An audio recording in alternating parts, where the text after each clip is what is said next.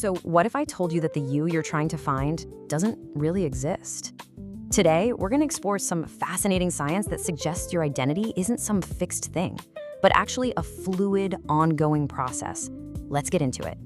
You've heard this a million times, right? This whole quest to find yourself, as if your true identity is some kind of hidden treasure just waiting for you to dig it up. We go on trips, we read books, all searching for this one single, stable self. But what if that entire premise is wrong? What if the self isn't a thing to be found in the first place?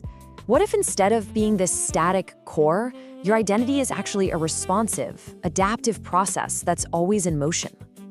Okay, so let's start by taking apart this myth of a fixed you.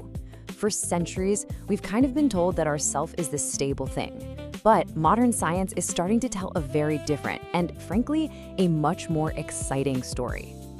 This slide really just frames our whole conversation perfectly. On the one hand, you have the old idea. The self is a noun. It's a thing, it's fixed, it's something you go out and find. But the new idea, backed by science, says the self is a verb. It's a fluid process. It's a way of being that we are actively doing in every single moment. So where's the evidence for all this? Well, let's start at the most fundamental level we can, yourselves. We're about to see how your very own biology is constantly listening and responding to your world.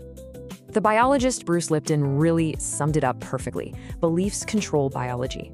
I mean, this one idea completely flips the whole script on genetic destiny.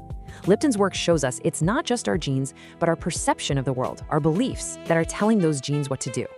And this brings us to this amazing field of science called epigenetics. The word literally means above the genes. It's the study of how your behaviors and your environment can actually cause changes that affect how your genes work. Think of it like this. Your genes are the blueprint, but epigenetics, well, that's the contractor who decides which parts of the blueprint actually get built. So how does this really work?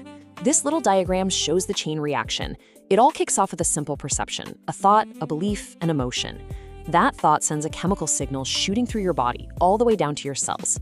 And this signal can literally instruct your DNA which genes to switch on or off. Just let that sink in.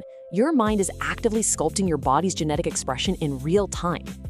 So the bottom line here is really important. Your genetic inheritance isn't a life sentence. Because your perceptions can change, your biology can change right along with them.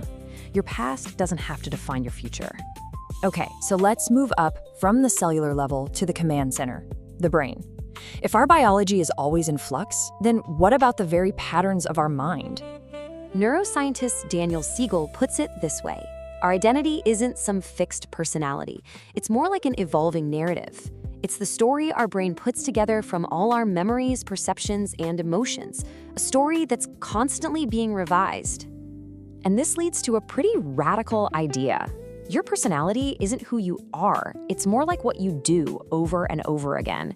It's a collection of habits, these neural circuits that have just gotten really strong through repetition. Your typical ways of thinking, feeling, and reacting, they're just well-worn roads in your brain. And the reason this is all possible is thanks to this incredible property of the brain called neuroplasticity. It's the brain's ability to literally rewire itself based on what you pay attention to and what you experience. You know the old saying, neurons that fire together, wire together? Well, that means by intentionally focusing our attention, we can actually build brand new neural pathways and let the old, unhelpful ones just fade away. And this is where it gets super personal. If your personality is basically habit, and your brain has the ability to form new habits, well, what does that mean for you? It means the story of who you are isn't finished. You're the author, and you can start writing a new chapter at any time. Okay, so we've seen that our biology and our brains are constantly changing. Let's put it all together and look at the huge philosophical shift this creates. The idea of the self as a verb.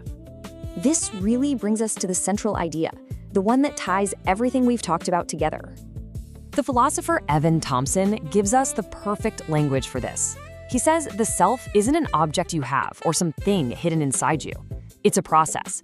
It's a fluid identity that emerges from this dance between your biology, your thoughts, and your environment, in every single moment. Thompson actually calls this process I-making.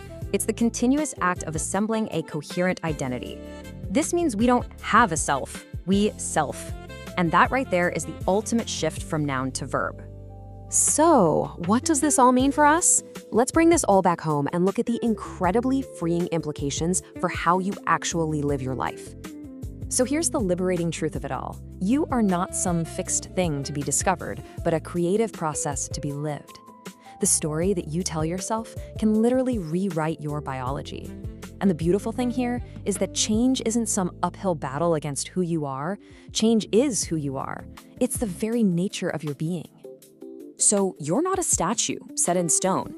You're more like a river, always flowing. You are not a finished statement. You are a living, breathing question. And that really is the question this science leaves us with. If you are not a noun, but a verb, if you're an unfolding event, then what are you choosing to become? Right here, in this very moment. Thank you for watching. If something in this resonated with you, then you're already closer than you think. If you're ready to go deeper, there's a link below to my book, Quantum Manifestation: How to Collapse Time and Shift Timelines. This isn't theory. It's a framework you can actually use. Tap the link below and step into it.